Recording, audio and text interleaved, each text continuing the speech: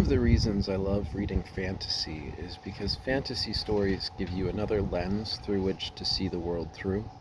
Mythology in particular is really good about this. The story I'm reading right now is called Let Me Game in Peace, and within Let Me Game in Peace, there's a concept that I found related to dealing with narcissism really well, or at least using it as a lens is a really good way to think about how to deal with narcissism.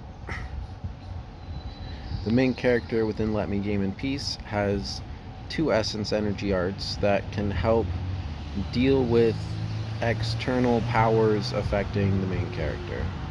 One of them essentially controls the external powers and stops them from affecting the main character.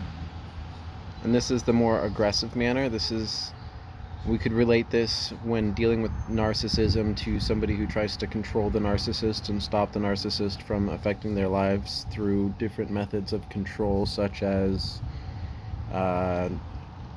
taking them out of their lives, trying to tell them that they're a narcissist and trying to make them work on their narcissism, forcing them to go to therapy, making ultimatums that if their narcissism continues, you'll leave. This would be like the more control method. This is one of his essence energy arts, kind of works like that.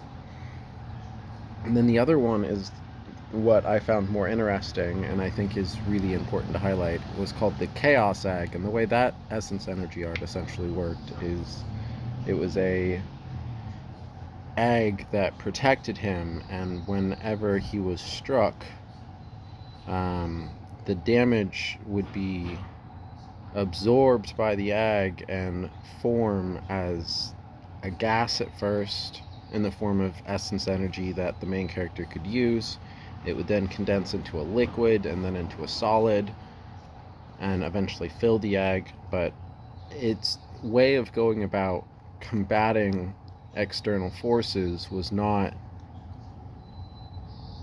to fight the external forces, but to allow the external forces to strike and to just absorb the external forces' energy and transmute it into something that could be useful for the main character. And when dealing with narcissism, that's being able to view it, be struck by it, not feel the need to lash back out. So when you do have somebody do something uber narcissistic to you, being able to just absorb that instead of lashing out and giving the energy back and transmuting it and using it for something in your own life.